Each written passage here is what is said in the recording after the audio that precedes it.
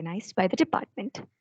The series aims at a deeper understanding and study of both language and literature from the latest trends and practices. We are now moving on to the inaugural session of the webinar series. Let us begin the session by invoking God's blessings with a silent prayer.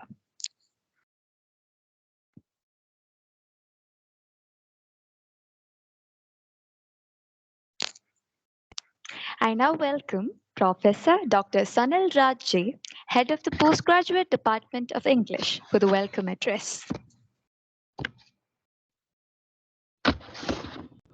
Good evening, everyone, and welcome to this national webinar series on innovations in English language teaching trends and practices.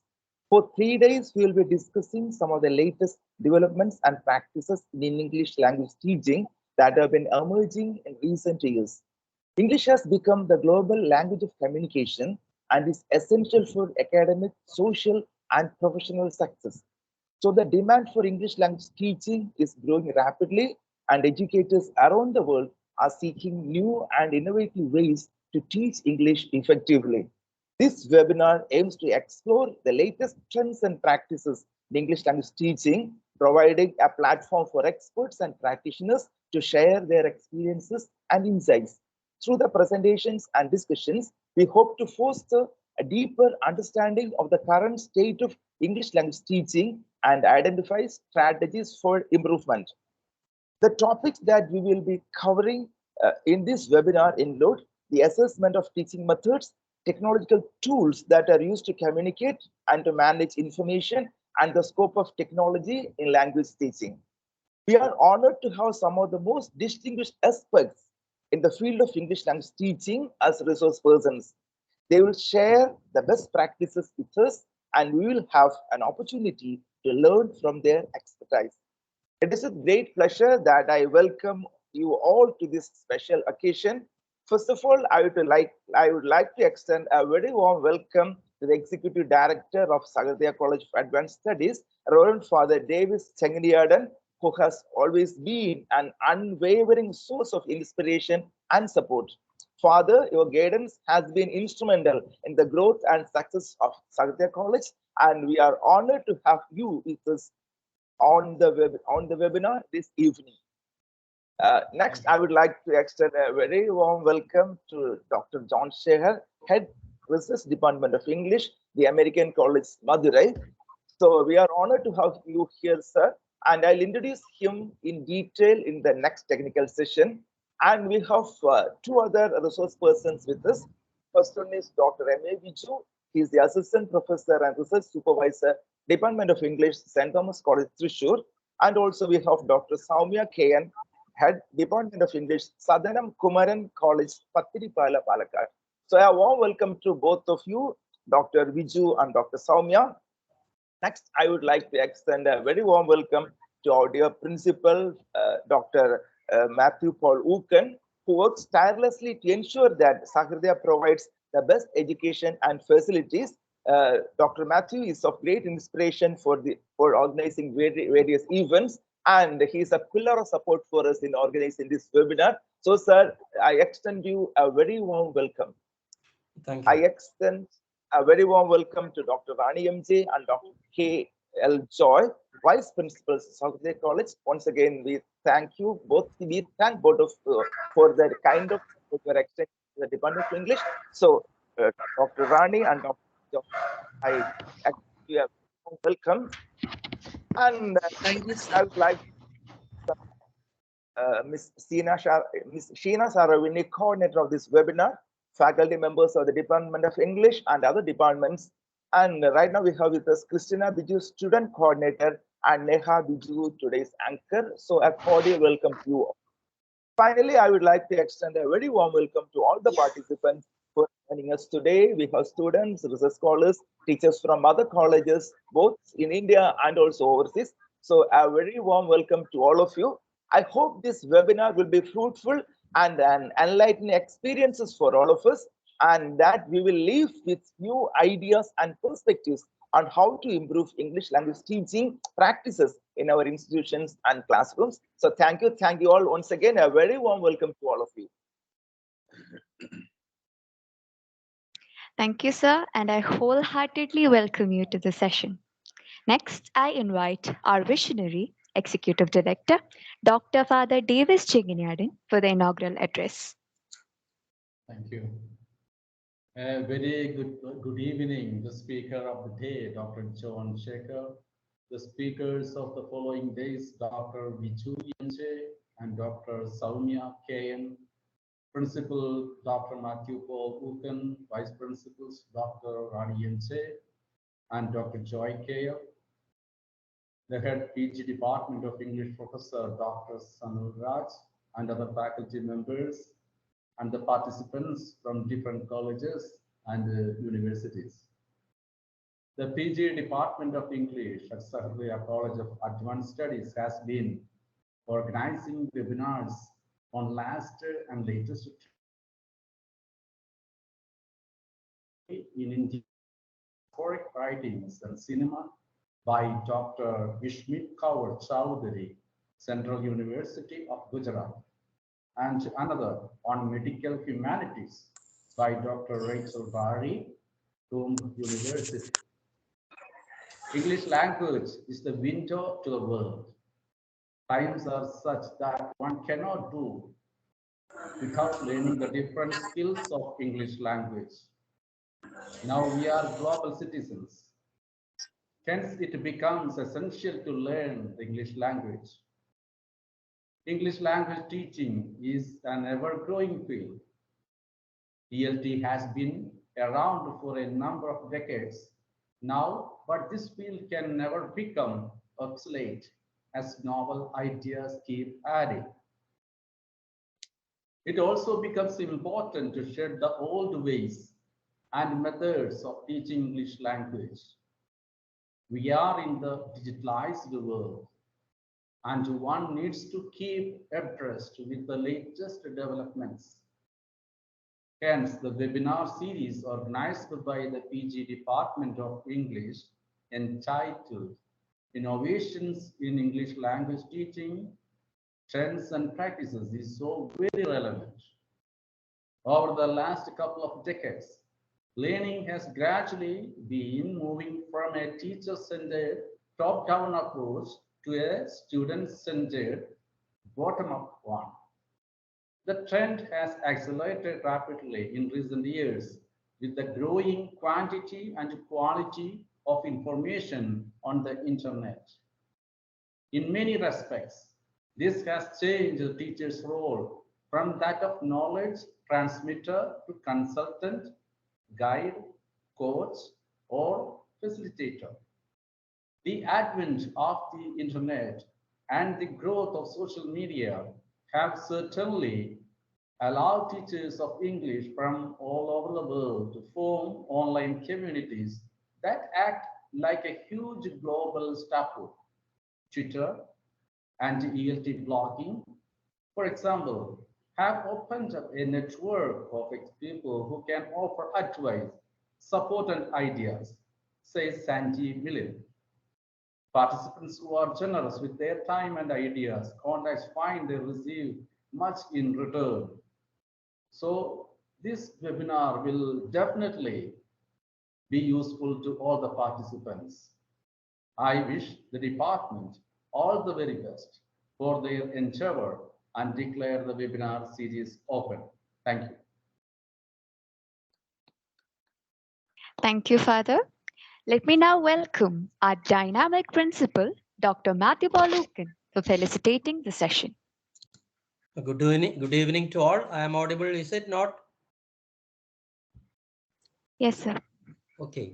So distinguished Dr. J. John Shager, Associate Professor and Head, Research Department of English, the American College, Madurai, Tamil Nadu, the keynote speaker and resource person of today's technical session. Dr. Viju MJ, resource person of tomorrow's technical session from the St. Thomas College, Thrissur. Dr. Saumya KN, Head of the Department of English, Sadanam Kumaran College, Patripala, Palakkad, resource person of the third day. Reverend Dr. Davis Chinginiadan, Executive Director, Sahrdaya College of Advanced Studies, Kodagara, who has inaugurated the National Webinar Series. Dear Vice Principals of the College, Dr. M. J. Rani and Dr. K. L. Joy, Professor Dr. Sanil Raj, head of the Postgraduate Department of English, convener of this webinar, Sheena Sara Vinny, joint convener, Maria Joshi, student convener, Christina Baiju, dear faculty members from other colleges and from Sahrdaya College, and my dear student delegates from other colleges and Sahrdaya College. With immense pride and pleasure, I stand before you as the designated head of the institution to deliver a few words of blessings and felicitations on the inauguration of the National Webinar Series on Innovations in English Language Teaching, Trends and Practices, organized by the Department of English of Sahrdaya College of Advanced Studies, Kotagara, Thrissur. Sahrdaya College of Advanced Studies was established in 2012 and is founded and managed by Irinjalakuda Diocesan Educational Trust with its motto as Ever to Excel. It has, in this academic year, 17 UG and 6 PG programs with a student strength of 2,250. We have completed the NAC accreditation visit of first cycle and are awaiting for the results. Ever since 2012, when the Department of English was started, it has been faring well with the commencement of BA English Language and Literature in 2013 and MA English in 2017. The department has organized national seminars, invited talks, public speaking platform Hyde Park, and also initiated the English speaking training program for non-teaching staff with PG student mentors.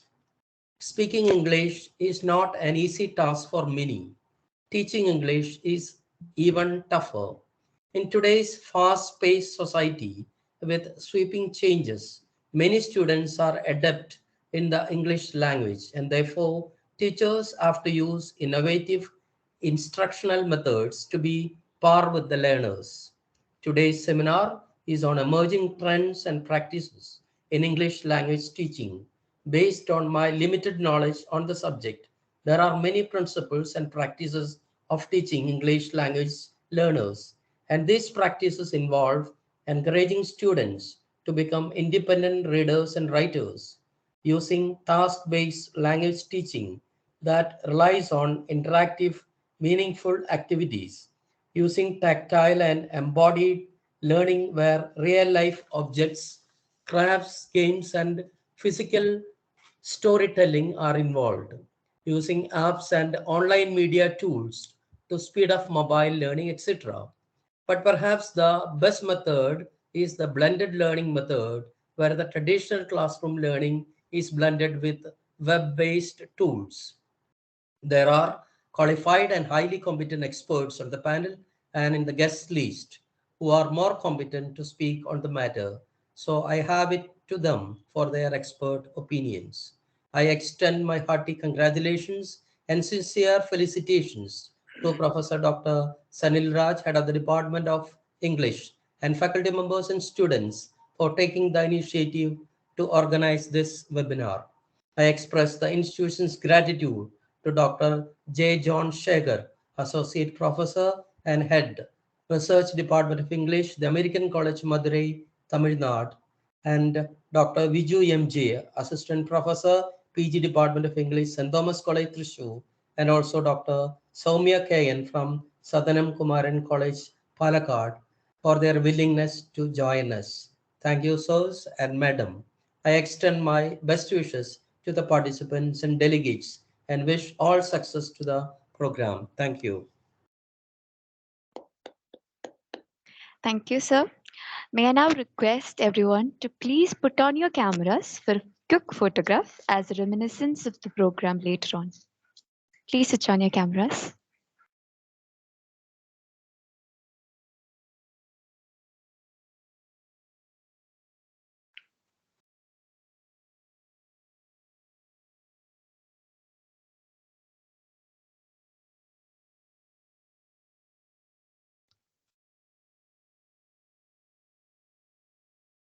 Thank you.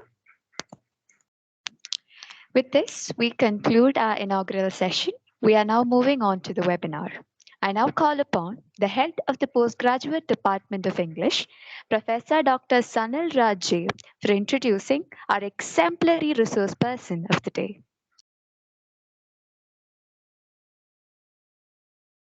Thank you, Neha. It's an honor and privilege on my part to welcome Dr. John Shaker to this webinar series. Actually, I know him in person and maybe for the past few years, and he's very busy. And he was in Sri Lanka maybe a couple of days back, and he's on his maybe next week he'll be going to London. Of course, he's an academician. These are all his academic pursuits.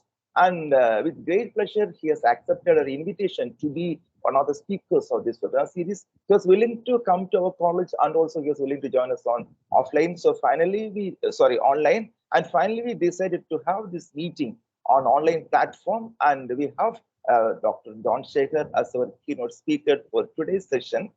Okay, and now, like as far as his contributions to ELT is concerned, no, it is beyond words and all.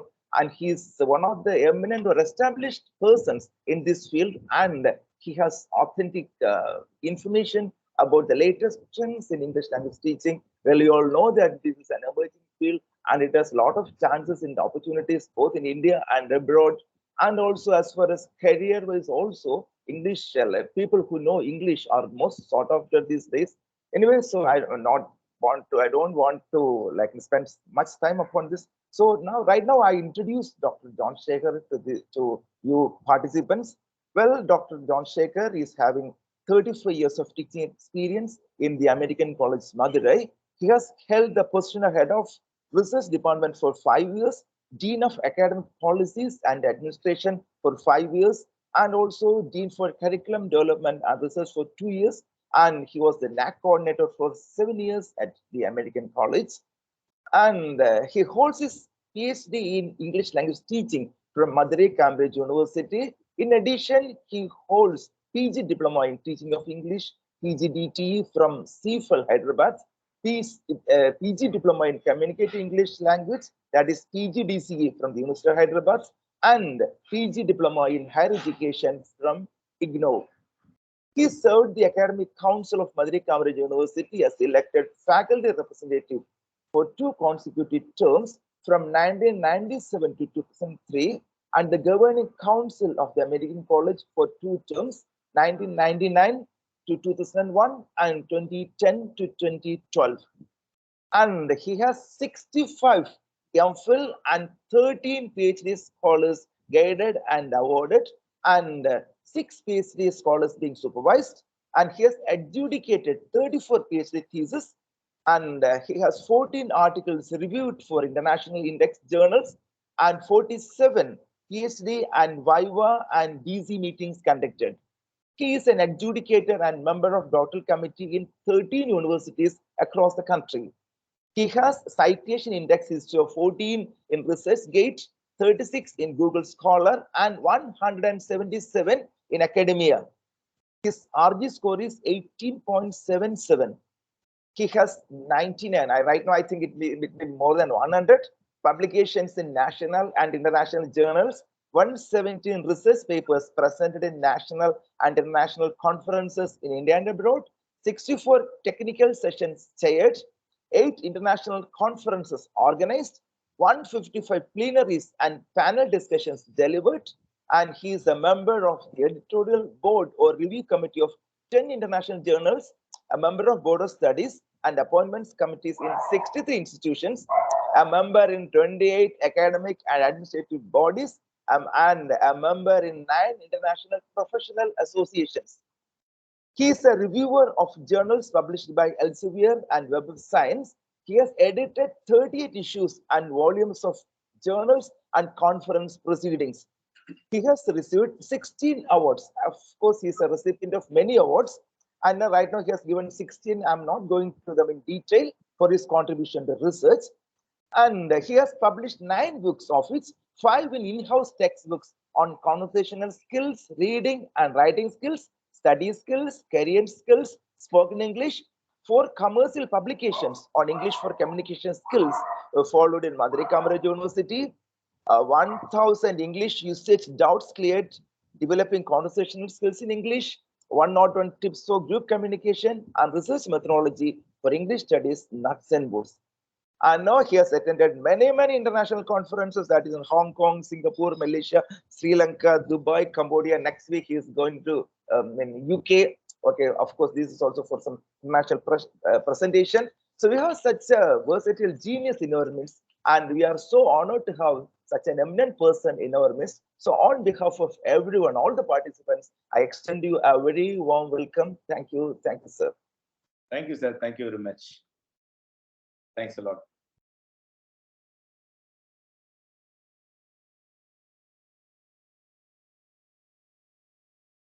Can I start the session?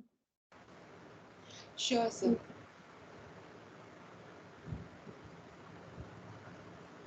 Revered Dr. Father Davis, Executive Director, respected Principal Dr. Matthew Paul, Dr. Sanil Raj, Head of the Postgraduate Department of English, Dr. Rani and Dr. Joy, Vice Principals, Dr. Teresa Sarida, the moderator of this first technical session, and Ms. Neha, who made an elaborate introduction about the webinar and is comparing the program.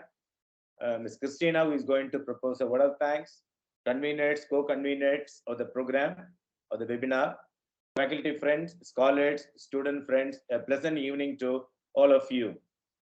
At the outset, I would like to thank Dr. Sanil for extending the invitation to me to be part of this 3-day webinar.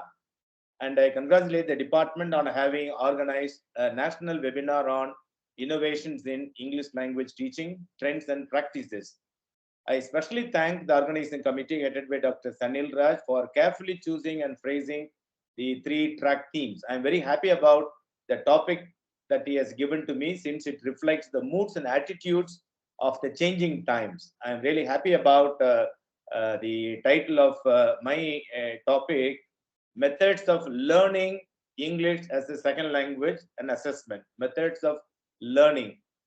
Thank you, Dr. Sanil, for having replaced the term teaching with learning, because nobody is interested in teaching. Students are interested in learning. Learning is more important. That has to be foregrounded rather than focusing teaching. So that way, I'm really happy about it. So friends, between now and another 15 minutes, I think between now and 8, I will share some of my views and experiences about learning English as a second language in our country. And I have been consistently researching and teaching, practicing English as a second language for the past 36 years, as Dr. Sanil introduced to me. I really thank him for an elaborate introduction about me. I'm happy about it. And friends, first thing that I want to tell you is that usually I don't use the PPT. I always think that PPT is inferior to my power.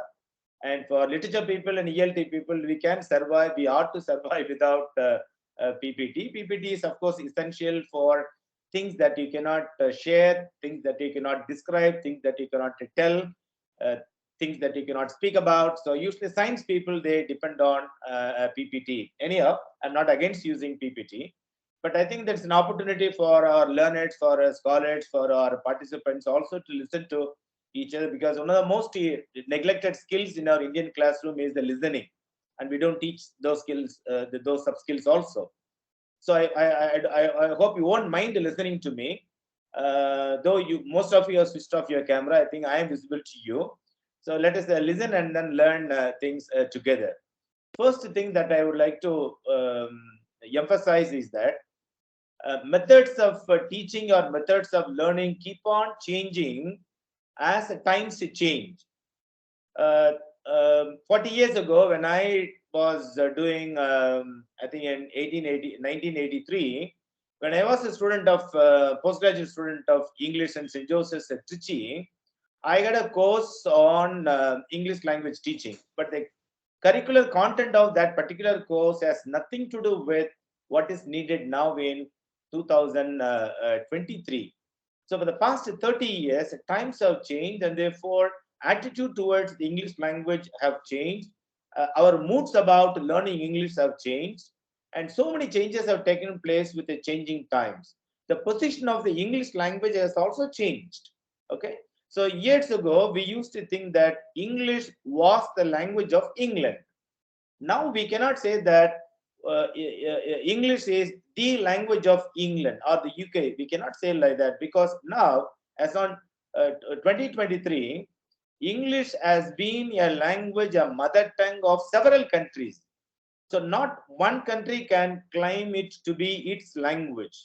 So the point is that English is no longer the national language, which it was enjoying once.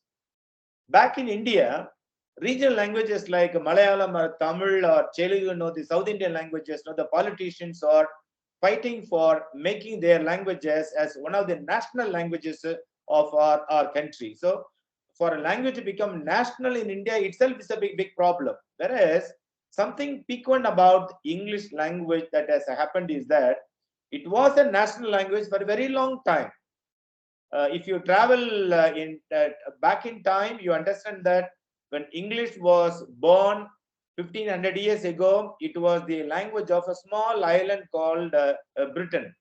Then it became the language of the UK. Then it became the language of a few other powerful countries. Now, English is no longer the national language. It doesn't belong to any one particular nation. So when we started learning English 2000 to 250 years ago, we learned English as a colonial language because it was a language of our colonial masters. So we all started learning English as a colonial language. We all started learning English as a national language, language of England. But now in the 21st century, English is neither a colonial language nor a national language. We are not learning English as it is used in one particular country, but we are learning English as it is used globally. So English has traveled long from the days of having been a regional language of a particular region in the world, or a national language. Now it has become the global language. So English does not have any nationality tag. So when we teach and when we learn language, that no. For example, officially, curriculum-wise, we are supposed to teach and students are supposed to learn British English for the historical purposes. But then students are not taught American English, but they are all using American English because American English is seen everywhere. Though we don't teach American English grammar, English pronunciation, we don't teach formally. But our students of science and technology or arts and science streams and spoken English, they have picked up a lot of American English because American English is ubiquitous. It is present everywhere. Okay, so the first point that I want to point out is that now we are all learning English as a global language. In India, we call it is a second language. As my title says, English is a second language because for the vast majority of Indian learners of English, we start learning English next only to our mother tongue. So numerically, mathematically, we say that English is a second language because we start learning our mother tongue first, and then we start learning English. Some of the fortunate ones, a very minuscule minority of Indians who have the luxury of learning English along with their mother tongue. They learn both English and mother tongue simultaneously. So they are becoming what is called simultaneous bilinguals because they learn two languages together right from the beginning. Maybe they belong to educated family, maybe their parents are educated, their parents speak English all the time at home, or they belong to what you call Anglo-Indian community. So a minuscule minority of Indian learners, they start learning English along with or even before they are sent to school. They pick up a lot of English at home. Okay, so they form a kind of bilinguals called simultaneous bilinguals. Whereas most Indians, we start learning English only after having learned our mother tongue. So we successively will learn. Next only to our mother tongue, we start learning English. Maybe when you are sent to school from grade 1 or grade 3 or from kindergarten classes, we start learning from our institution. And therefore, we say that English is a second language. Okay. Now, constitutionally, English enjoys a status in India, which other countries may not give or may give assign status in different ways. Constitutionally, English enjoys the status of the associate official language. Associate official language. There are certain things which are very peculiar about India, which non-Indians cannot understand. People, outsiders cannot understand certain things about India. Number one, India is a country without its national language. Can you imagine a country without national language? Yes, you have to accept that India is a country without its national language. If at all you want to say that, if you want to describe national language, you have to say national languages. You have to use only the plural form, because there are about 22 languages that have been included in the 8th section of the Indian Constitution. We call it scheduled languages, and these 22 languages, major languages, are 22. These 22 languages are characterized by three things. Number one, like Malayalam or Hindi or Telugu or Tamil. These languages are spoken by, number one, more than 10,000 people. Number two, these languages have written form. And number three, these languages have got rich literary heritage. So out of 1,652 languages, see, India is a country which is a home for 1,652 languages. Non-Indians, outsiders cannot understand. India is a country with more than 1,500 languages, 1,652 languages, of which constitution makers have selected, first they selected 15, now they have made it to 22, these 22 languages. Now, we cannot run our life, we cannot live our life even within India with the help of these 22 scheduled languages, and we depend on another language which is no longer considered a foreign language, because it is also considered yet another Indian language, that is called English.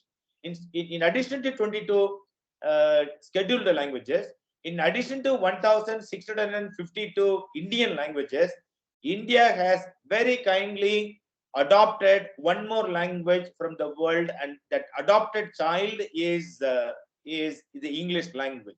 And we do not make any distinction between our biological languages like Malayalam and Telugu or Tamil, and adopted baby called the English language. So English is an adopted language in our country. In terms of number, second language. In terms of constitutional status, it is associate official language. Then what is official language? Official language of the Union Government of India, not the official language of the entire country.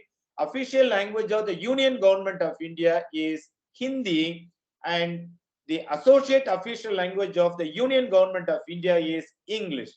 Now, almost all states have adopted English as its associate official language. In addition to our own languages, we have adopted English also.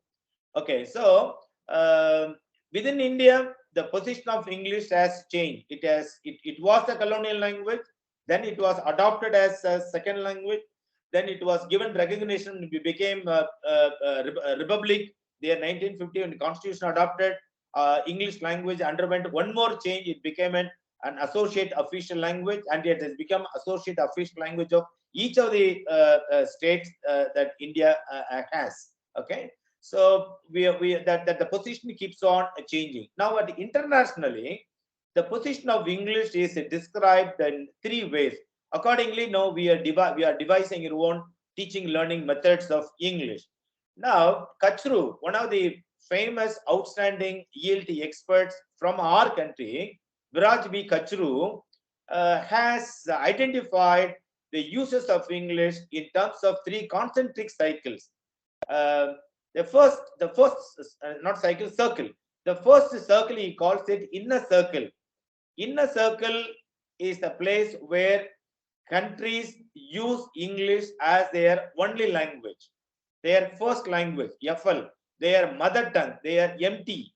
So English is used more than dozen countries as their mother tongue, as their first language, and they have no other tongue. The only tongue that is available, the language in which they are born, the language in which they live, the language in which they dream, the language in which they die, is the English language. They have no other language, actually, no. So it's called inner circle countries, and we call them as first language English countries.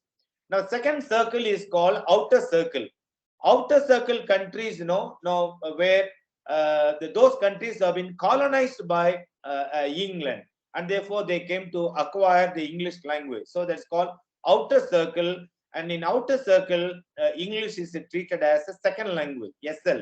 India belongs to outer circle.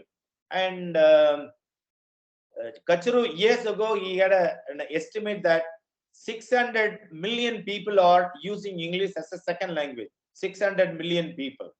Now, the third circle is called outer circle. So, inner circle, outer circle, and the third circle is called expanding circle. Expanding circle is the rest of the world. The rest of the world means all the countries except that belong to inner circle and outer circle. That is countries where English is used as mother tongue and countries where English is used as a second language. Now, this expanding circle is the rest of the world which is learning English as a foreign language. So, friends, English is learned in three ways. English is learned as a mother tongue, English is learned as a second language, and English is learned as a foreign language. If you go to Japan, if you go to China, if you go to Middle East, these are the places where there was no colonizing effect of English, and therefore now they are learning English. The past 20 to 30 years, they have been learning English as a foreign language. In India, we are learning English, we are teaching English as a second language. There are a lot of methodological differences in learning English as a second language and as a foreign language. So we should not think, we should not imagine that English is a foreign language in India. English is not a foreign language in India. As I said, English is a second language. English is an adopted language. English is present in all parts of England. English is seen all parts of India. Okay, English is visible. No, you can't go to any place, any small slum. You cannot see any part of India where English is not seen or where English is not heard. So if a language is seen, if a language is heard, listen to, then you call it, a second language. Another characteristic of English being a second language is that we are learning its literature. We are mastering its literature. We are appreciating its literature. Okay, we are learning language through its literature also. So second language can be English as a second language can be learned through English literature.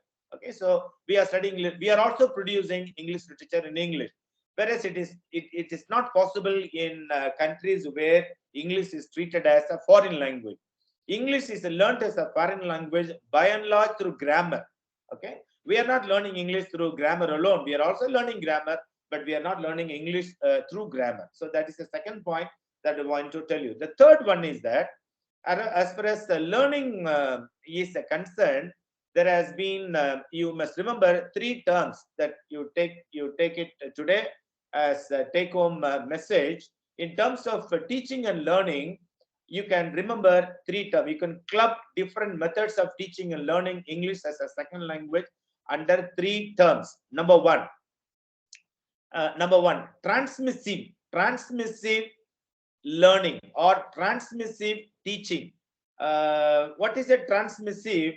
Transfer. We are transferring. When we use a method in which if information is transferred, if skills are transferred, then you call that method as a transmissive or transmissive teaching or transmissive learning. So there have been plenty of shifts that have been taking place under these three heads. Number one, transmissive. At one particular point of time, there was a shift from transmissive teaching learning methods to transactive. So no longer information was being transferred, but then in the process of teaching and learning, there was some transaction taking place. Maybe communication was taking place. So that is called transactive.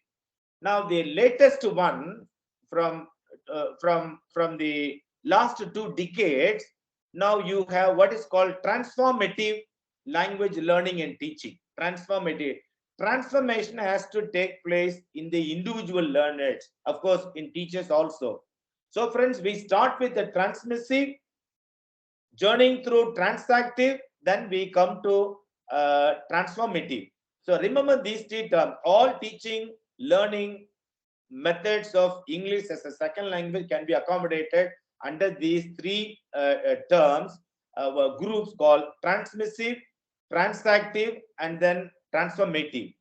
So under each style, there have been number of shifts. Okay, to start with, let me not waste your time, my time, by talking too much about transmissive and transactive, because they're all past phases. Now we are in the third phase. The first phase, a transmissive, what we call, we all started teaching English, we all started learning English 250 years ago when we demanded English, or when English was imposed on us. There are two theories in the as part of post-colonial ELT theories, that English was imposed on us by the colonizer. This is one theory. Another theory is that we demanded, like Raja Ram Mohan Roy, we demanded English, and therefore English was supplied. So that theory is also there. Okay, so in other words, pull and push theory. English is pushed on us, or English is pulled toward. We are pulling English towards us. Nobody is pushing English towards us, but we are pulling English towards us. We need English. So this theory has been quite active from the days of Raja Ram Mohan Roy. And now, even in 21st century, we believe that nobody is imposing English on us, but we are pulling English towards us. Nobody is pushing English toward. Even when we talk about globalization of English, nobody is globalizing English. English is globalizing itself. So these are the two different theories. So we started learning and teaching English 2,250 years ago. The only method that was available then for our colonizers was grammar translation method. So from grammar translation, we switched over to direct method. Okay, no translation, no reference to local languages, no bilingualism. Okay, you must learn English only through English. You must not learn English through translation from Malayalam to English, or English to Malayalam. That kind of translation was discouraged, and then they said that immersion method. We must use English to learn English. We must dream in English. We must write in English. We should neglect the local language. So that was the shift from grammar translation to direct method. Okay. Then still later, there was one more shift under transmissive mode category, is teaching English from teaching English through literature. Teaching English from teaching English through language.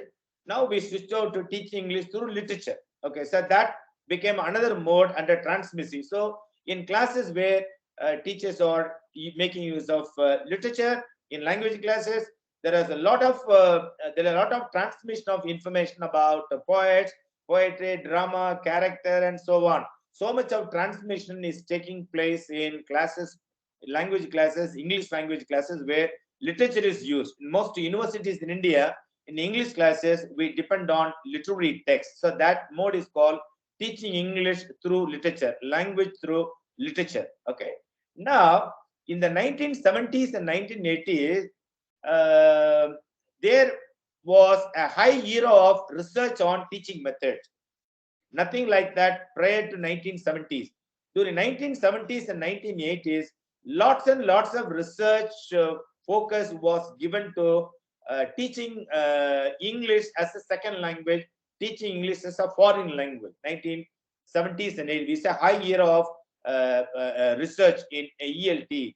Now, what happened in 1970s and 80s, there was shift from method to pedagogy. The word method was replaced with, because method, the term method or approach or a technique came into existence the year 1959 through an article by Anthony. It was published in ELT journal.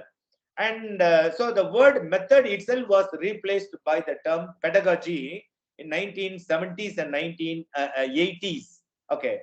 Now what happens is, correspondingly, when the term method gave the way for a new terminology called pedagogy, there was a shift correspondingly from ELT to CLT, from English language teaching to communicative language teaching. So instead of focusing on the language English, they started focusing on the purpose of teaching English. The purpose of teaching English is communication. Why should we teach English? Why should we learn English? Ultimately, the purpose is communication. And therefore, the term ELT was to be slowly replaced with the term CLT. Still later, the term CLT was being replaced with a new terminology called CLL. Here is a shift from teaching into learning. So instead of saying communicative language teaching, people said, let us say communicative language learning. Let us push to the background the act of teaching, because teaching should entail in learning. Teaching is of no use if teaching does not lead to learning. And therefore, CLT paved the way for CLL, that is called communicative language learning. And under communicative language learning, there were a few methods which are usually called designer methods by David Noonan: the silent way, community language learning, total physical response, TPR, total physical response, and suggestopedia. So these things have formed what is called communicative language learning. Then there was one more shift, this from CLL, communicative language learning, to what principal referred to TBLL, what is called task-based language learning. Task-based language learning. This task-based language learning is based on the natural way of children picking up language at home, because the first language teacher for our children is our mother. Children pick up language from mother and from the immediate environment. Okay, sometimes we say that teachers are the second parents and parents are the first teachers. So how do children pick up language? Children do not learn. Children pick up, what you call acquire. And therefore, no, people say SLA, and then they say second language acquisition, second language learning, second language acquisition. They make a lot of difference. If children learn, it is artificial, it is a conscious way of doing things. If children pick up, children acquire, as it happens in the case of children at home, they are not learning, they are acquiring their mother tongue, which means it is a subconscious activity. Okay, so now in at home, we are making children, when they are very small kids, parents give them lots of instruction to this, that, which parents themselves can do. For example, mom is busy cooking in the kitchen, or dad is using morning work in the study room. There is the bell ringing, and parents ask the little kid which is playing in the hall, say, baby, please stand up. Then somebody is ringing the bell, open the door, see who is there. Baby stands up, goes, open the door, comes back and says, milkman is waiting, or some uncle is waiting, which father can do or mother can do. Parents are not exploiting children, but parents are providing them lots of tasks for the child to pick up language. The child is doing some task, and that task promotes the acquisition of language also. So based on this natural observations, ELT experts have created a new type of learning called task-based language. You can do any task, but the task must promote language use. Okay, so shift from communicative language learning to task-based language learning. And finally, as I told you, now in 1990s, what I call post-methods era. We have crossed the era of methods. Now we are in post-methods era. Okay, it's a famous the term designed by the Indian ELT expert. Post-method era. So shift from teaching to learning, shift from teaching to learning processes. So that it accommodates the contributions of individual teachers to language teaching pedagogy. However, H.H. Stern, S-T-E-R-N, Stern, you must read him. He's a great, huge expert on English language teaching. He said 20th century was obsessed with methods. He says our century-old obsession, for 100 years we were obsessed with methods of teaching, prolonged preoccupation with methods. All these methods have resulted in becoming and being increasingly unproductive and misguided. He says that because we are trying to search for the ultimate universal method that solves our problem, but there cannot be any such method at all. So friends, we are moving from the first one, transmissive, to transactive now. And now transactive, there are number of pedagogies, number of methods, there are number of approaches under transactive, because a transaction takes place, not transmission. Transmission, teacher is the sage. Teacher gives message. Teacher gives moral. Teacher gives interpretation. Teacher handles the text. And who are the students? Who students are passive consumers of the knowledge being transmitted from teachers get to learners. And somehow now we think that when students listen to me more and more, they will learn more and more. So that kind of idea. Now that kind of idea paved the way for a new philosophy called transaction. Inside the classroom, there must be transaction, not transmission of information, but transaction of business. So language must be used to transact the business. That's called transactive language learning. Quickly, I will just make a reference to 7 under this category, transactive. I think that you may be familiar with, or you may be practicing. Some of your teachers may be doing that. Number 1 is a communicative language learning. So if you do communicate in the classroom through writing, through speaking, through reading, if you do communicate, then you are practicing what is called communicative language learning. You learn language through communication. You are not learning English as a code and wait for one full day, one fine day to use it. No, by using English, you are learning English. That is called communicative language learning. You are learning through communication. Number 2, collaborative language learning. No man is an island. John Donne declared long ago in one of his sonnets. No language can be learned by an individual.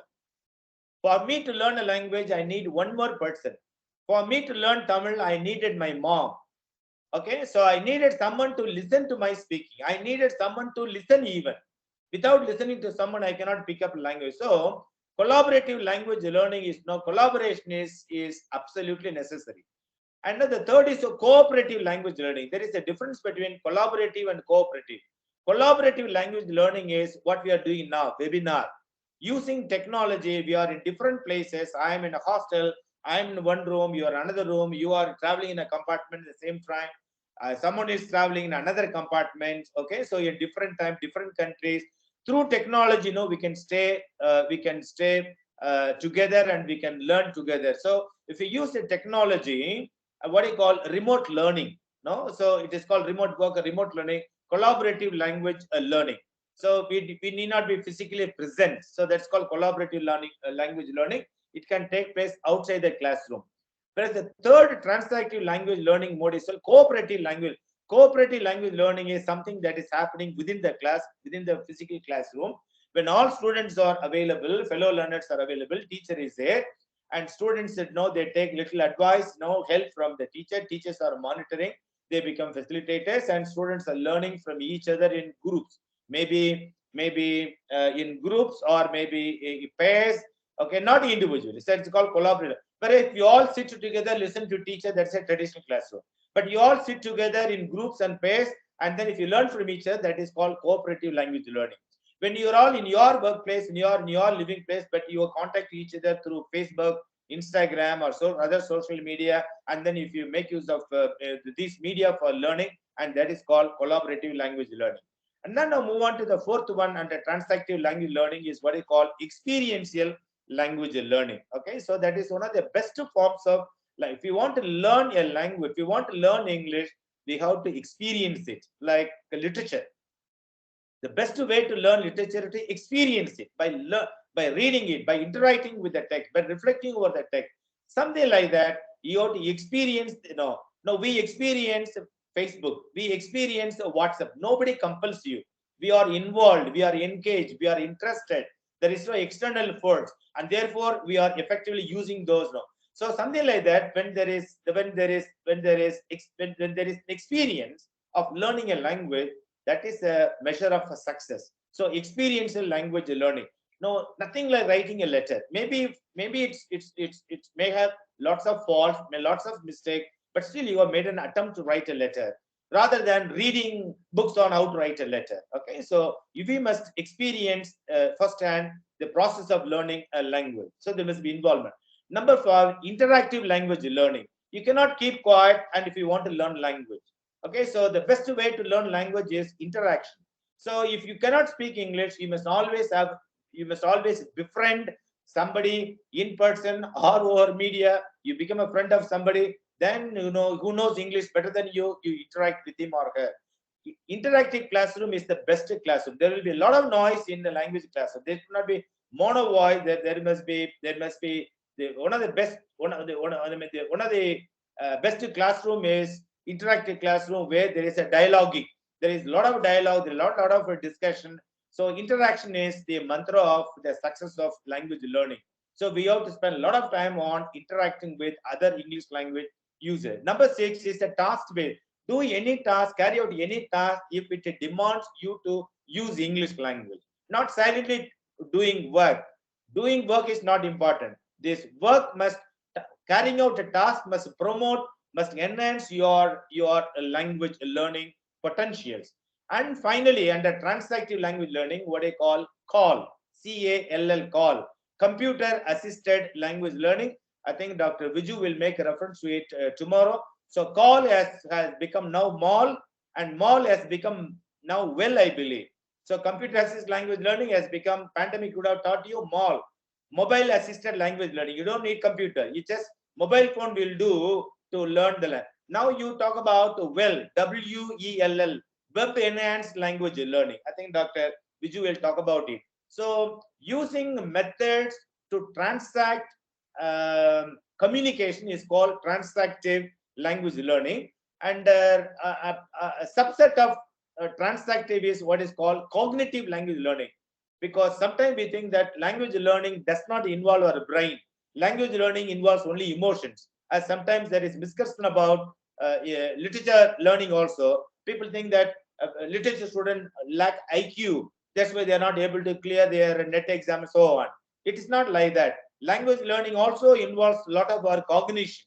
So friends, it is called subset of transactive language learning is called cognitive language learning. Brain is involved. Okay, so under which you have 4 categories. Number 1 is called constructivist language learning. Constructivist, that is learner, you become an active person in constructing knowledge about the English language. You don't simply accept what teachers say. You don't simply accept what others say. You don't simply accept any information that you get from any particular source. You are constructing knowledge about the English language that you are learning. So constructivist language learning, a lot of brain power is involved. Number 2, inquiry based language learning. No, it is good if you make a question. You now learning takes place if you pose questions to your fellow learners, to your teachers. No, don't no answer question, but you raise questions. So by raising questions, so your curiosity is kindled. So you ask question. What is the difference between active voice passive? Even it's a grammar class.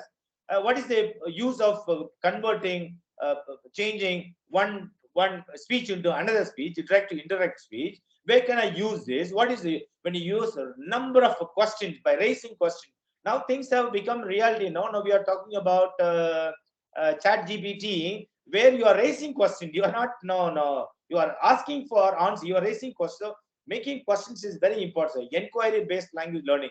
Children learn what you call inquisitiveness. No, when you are inquisitive about the English language, you can learn more about it. So inquiry based language learning. And 3 is metacognition. You ask, what does it mean? Asking question is a cognition. Metacognition, why am I asking why am I not reading? Why am I not spending more time on listening? Why am I not doing this? So if you are putting question on your cognitive activities, then it is called metacognition.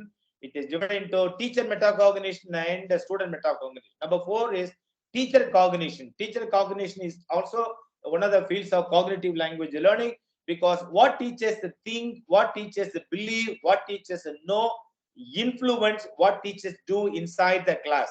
Supposing I think that teaching grammar is a waste of time, that is how, if I think like that, I won't be a successful grammar teacher in my classes, because my idea about teaching grammar, learning grammar is a waste of time.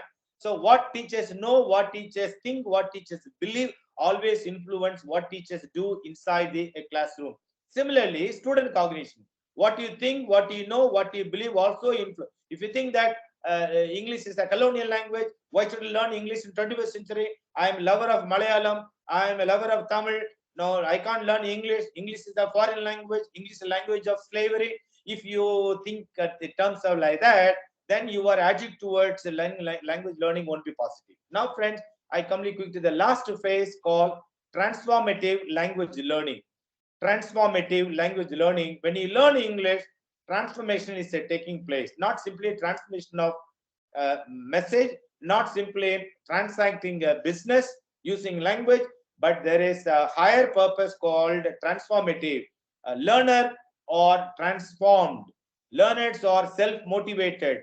Learners are self-governing individuals. Learners are rational beings. Learners are collaborators. Learners are empathizers. Okay, so this idea, transformative language learning, was first given by Mezirow, Mezirow. Just go and Google it, you'll understand. So quickly, I will cover about 10 areas under transformative language learning. If you are familiar with it, it's fine. Or if you do little reading and you can use any one of them or few of them, you will see a lot of transformation in you in your attitude. Number one.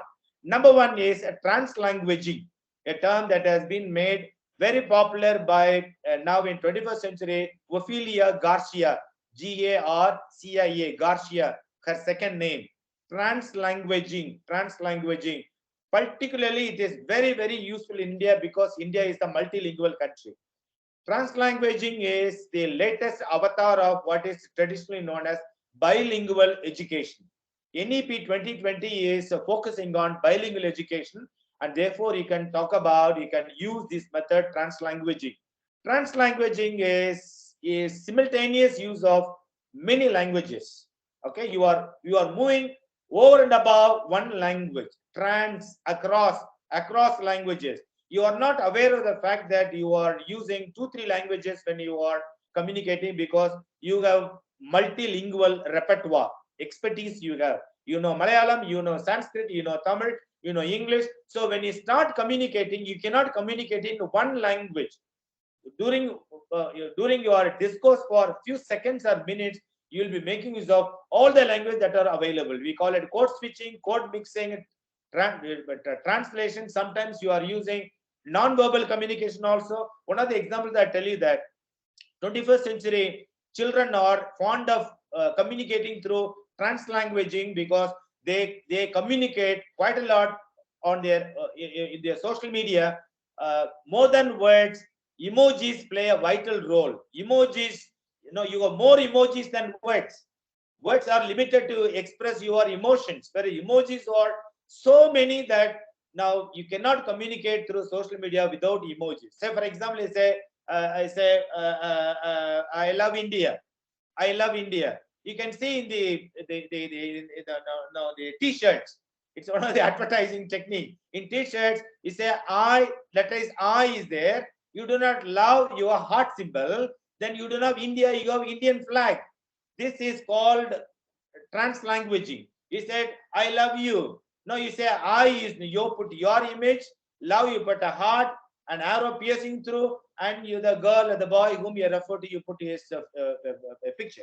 This is called translanguage. So you are making use of too many words within the same discourse, or translanguaging. Number two is CLIL.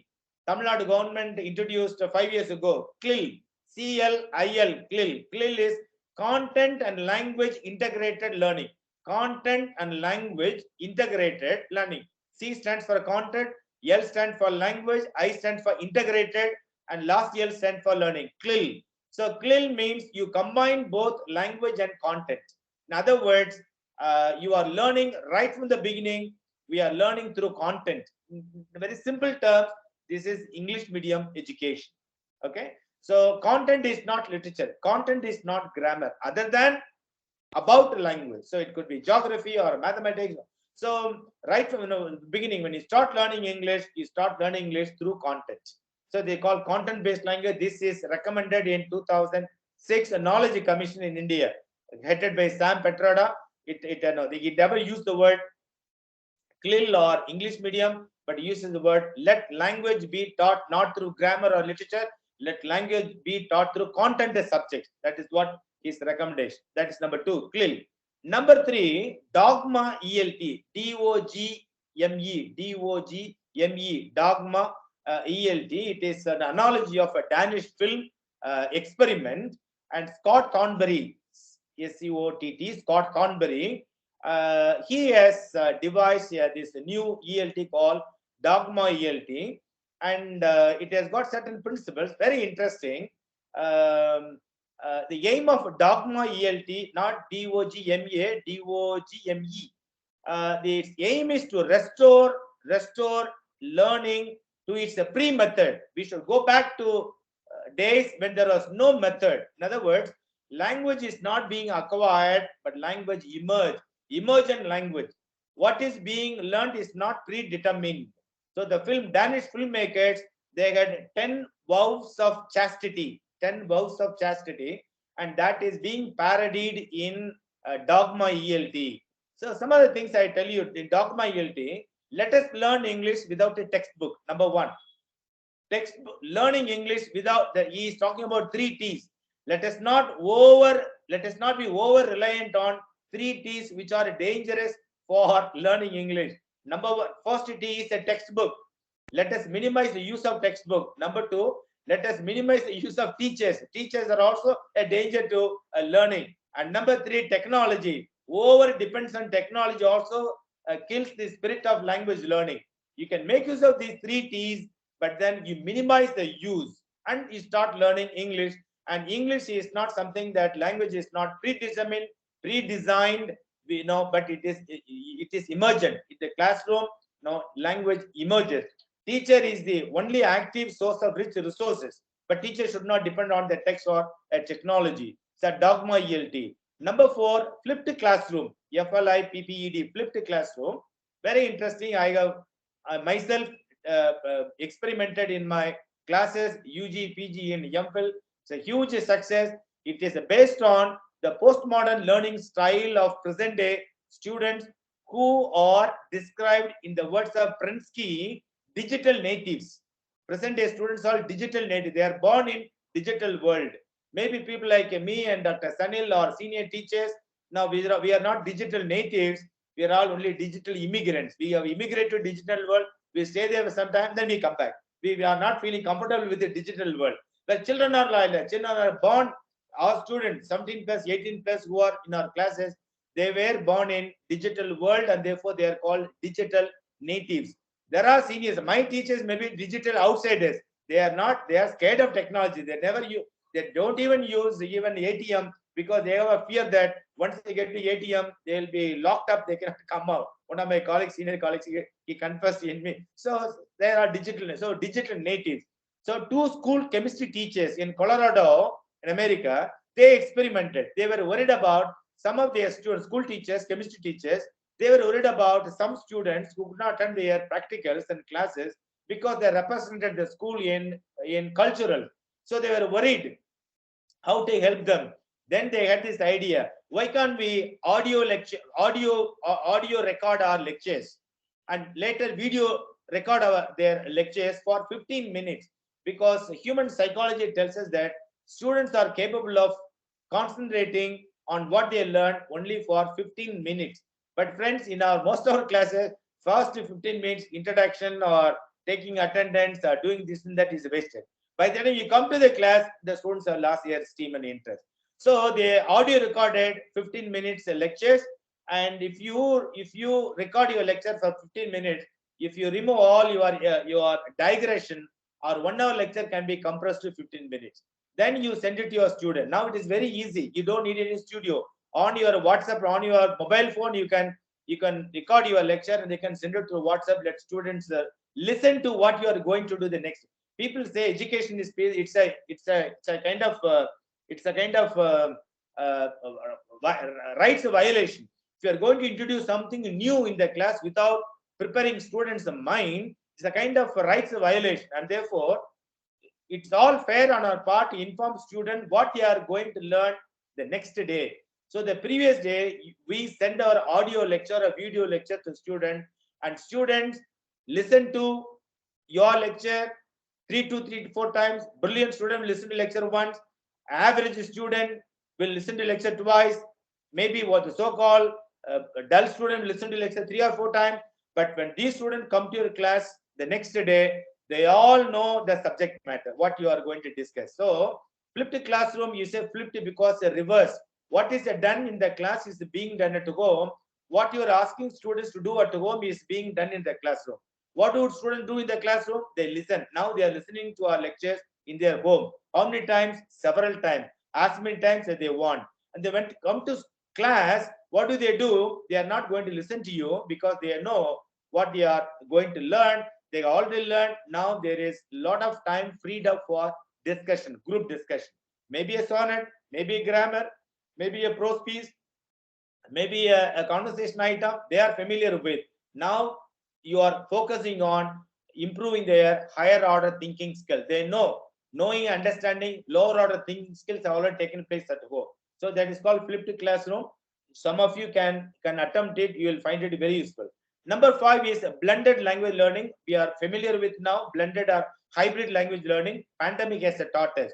You are judiciously mixing both traditional language learning and the language learning through technology. This is called blended language learning. Okay.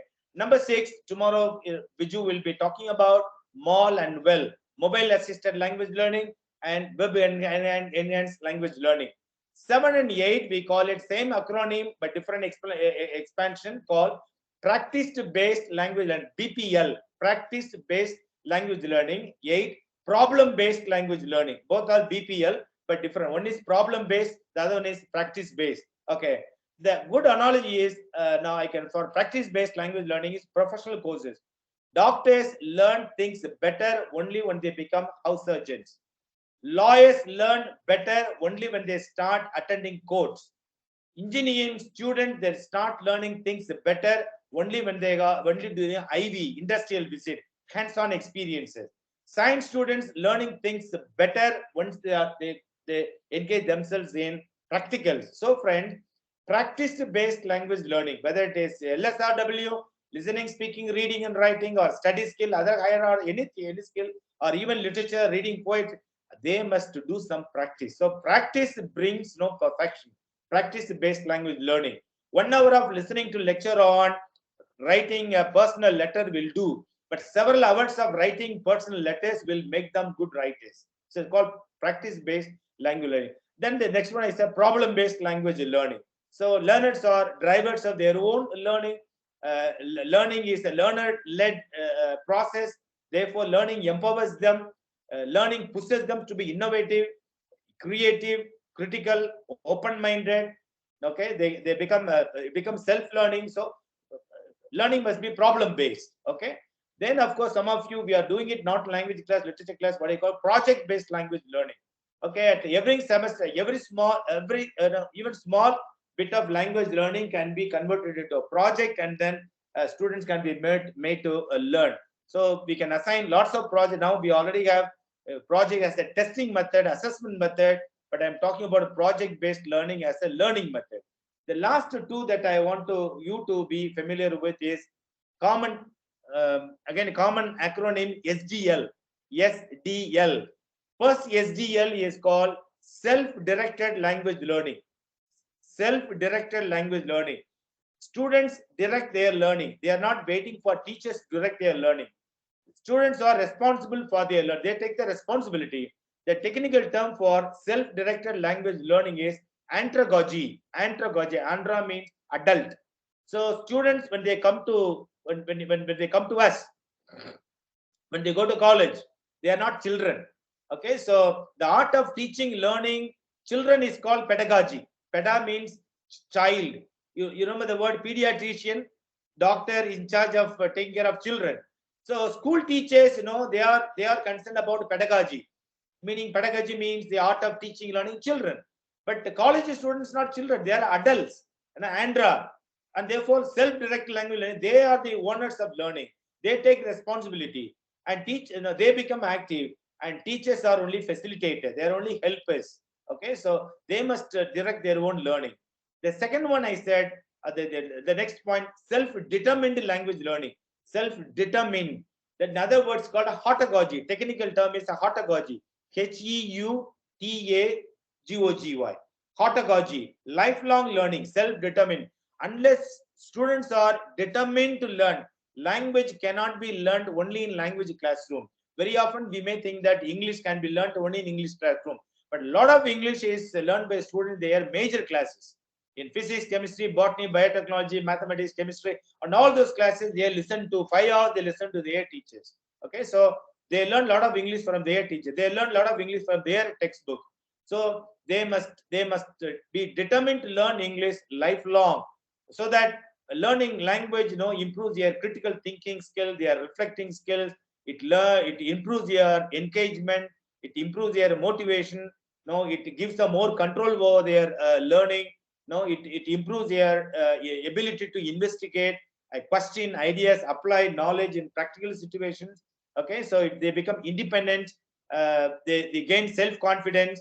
They think that when they become self-determined language learners, they think that they can learn without a teachers. Whenever they know, maybe language teachers know, they will approach even after 20 years after they leave you.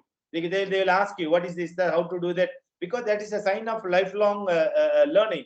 In a way, it promotes a democracy, because we need to be well-informed citizens for democracy to function well. So it prepares them for the complexities of their workplace. Finally, students, the last one, we have cycle has come full now. We have come back to the old one. Now the latest one, transformative language learning technique, is language through literature. Literature can serve as a rich resource for language learning, provided there must be a difference between teaching literature in literature classes and teaching literature in language classes. Literature is the message in literature classes, whereas literature is the medium in language classes. In language classes, message is the language, medium is literature. In literature classes, language is medium and literature is the content. So friends, with these few words, I think that almost I have come to the 8. Let me stop here. Maybe I'm ready to take any question or query from you. Then we will end the session. Thank you very much. Over to the organizers.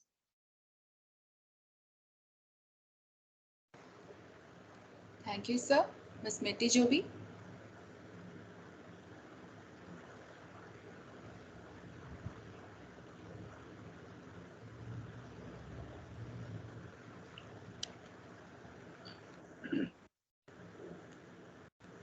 Ms. Meti Jobi, Am I heard? Am I heard? Am I audible? You're audible. Yes.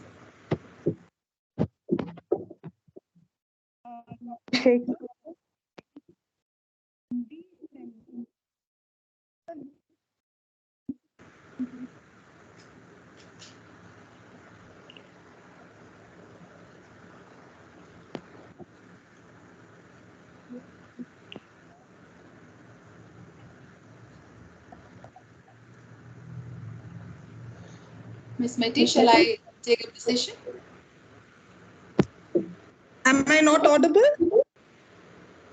You're audible, quite audible. Hello? Yeah, right. You may continue. Yeah. Okay. So I'm sure there are doubts and queries in your minds. This is a platform where questions can be addressed. I request you to type in your questions in the chat box, and also request Dr. John Shaker to address them. As I read the questions, I see a question already up on the chat box. The question from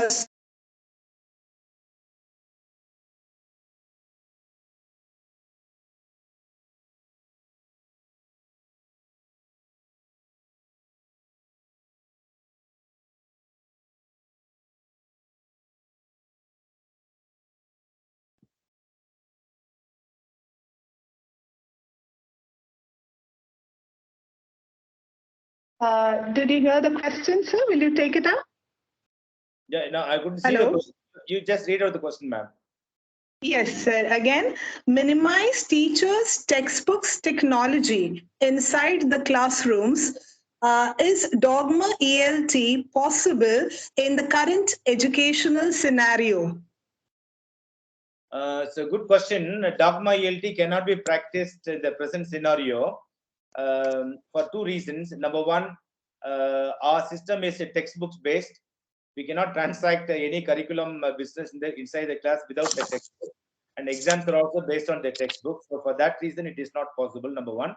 Number two is we need to do a lot of research to see to what extent Dogma ELT is convenient, at what stage, what levels. We need to do a lot of research, that research findings, may be suitable, maybe give us a direction into which we can travel as far as the implementation of a dogma ELT is concerned. But as an autonomous institution, in autonomous institution, you get a lot of autonomy, academic autonomy, where you can experiment dogma ELT on a small scale number to start with. But not all of a sudden you cannot introduce it for the entire student population. We need to do a lot of local research. Okay, thank you, sir. I believe, Supriya ma'am, the question is answered. Are there other questions? Please put it up on the chat box. Yes, sir. The next question, Shruti has put up the next question. Do you think English for specific purposes is an effective pedagogy for learning English? Yes, a good question. There have been many apprehensions about using the terminology ESP. There is no other language which has attracted so many ways of teaching English in terms of a purpose. So this thing, ESP came into limelight in 1990s, and it has been implemented in several countries where English is learned as an additional language for various purposes, like English for nursing, English for banking, English for science and technology, English for computing, English for basic sciences, and so on. But now, as far as pedagogy is concerned, we face a problem because we have a historical reasons. English language teachers in India are basically English literature teachers, and therefore we are basically trained in English literature. Already know we are trained in English literature for 5 years or 6 years, including MA, MPhil, and then we go on doing research also in literature. So we are fully qualified to teach literature, but then we are expected to start our career. When a young person joins teaching, they are given more language classes, less literature classes. And when he joins school, again, they are expected to teach English as a language. So against this background, teachers, English teachers working in technological institutions, universities, where they are expected to follow ESP program, English for, say, for example, science and technology. We English teachers have no idea about science and technology content. No, we know more English than content. Students know more content than the English. So it is a mismatch between students and learners and the English language teachers. Students as learners don't know English, they want to learn English. Teachers who know English, but they do not have the content. Even to teach a comprehension passage using science passage, teachers find it extremely difficult. So few years ago, when I went as a resource person to Anna University, Chennai, participants, delegates from different engineering colleges, they made a request to introduce literature curriculum, literature text in their in the place of ESP. So Indian teachers know we don't feel comfortable with handling ESP modes. That's the reality. But something must be done about it. They must have a course at the postgraduate level, and English teachers also must learn the art of reading knowledge other than literary knowledge. So nothing wrong in extending our domain knowledge to other disciplinary areas also, because we cannot live within a discipline, because UGs and other accrediting agency are expecting us to have an interdisciplinary, multidisciplinary, transdisciplinary approach to knowledge. And therefore, even now, many teachers, we find it difficult to handle literary theory classes because we need to have a sound knowledge of philosophy, psychology, linguistics, intellectual history, and so on. So my suggestion is that English language teachers have to improve ourselves rather than abandoning ESP just like that, because students learn English only through students of architecture will love learning English through their subject. So we must know something about architecture, and students will learn some English from us. And therefore, we cannot afford to abandon ESP as a pedagogy. We have to see to it that it becomes more relevant to us by enhancing our own linguistic and content repertoire. Thank you, sir. Another question by Drishya. You have mentioned about post-method era. What are the changes that occurred as a result of post-method error in classrooms? Is it possible to implement those changes in our classrooms? This is quite a relevant question, and all of us can implement it in the class. So I think many of us are doing it already, though we may not use this particular term. Post method era is a combination of several methods, because each method has its own merits and limitations. So you can't be wedded to one particular method. You can't say this is the best method. You can combine what you call eclectic approach. You can combine the best of several methods, and you can use, in your for example, in your particular course, even literature course or language course, one of the items of the unit may be very simple one, where teacher intervention is very less. Okay, so students can do things themselves, where you can introduce what is called flipped classroom. You can give them scaffolding, you can give them just one lecture, student can read and understand, and they can come to class, they can learn more about the thing, by doing things discussion. That is the possible as far as that light type of item in that particular unit is concerned. Okay, and maybe another unit, maybe poetry, where teacher intervention is necessary. For teaching short story, teacher intervention is minimal. Teaching a poem is no teacher's presence is necessary, where no, you cannot skip the responsibility of the teacher, where you cannot introduce a skip, flip the classroom. So you can sometimes allow to do some translation. You have to do some bilingual method, where you can make use of bilingual approach also. So post method era means making use of several methods in one particular context, one particular classroom, by taking by making use of the merits of those, instead of following one particular method in one particular class. And we cannot imagine that that method suits everyone.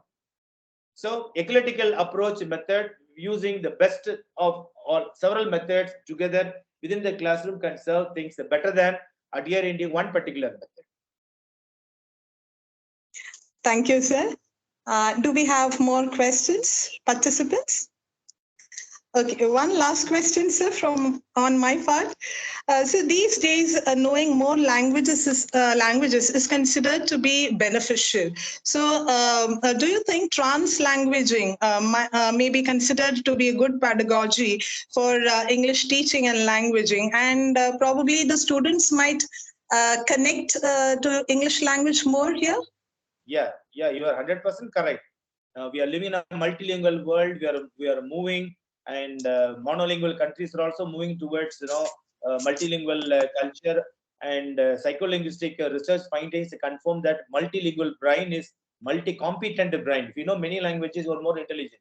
So that is the worry for most of the policymakers in America. American children only one culture. So they are one of the six 21st century skills is intercultural communication.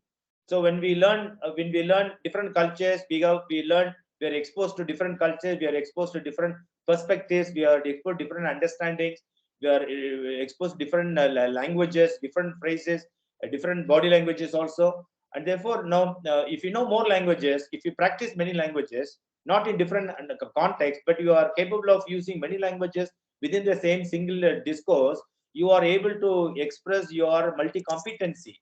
So I wish that all our children or our students are multilingual already, and therefore they are definitely superior to monolingual brains.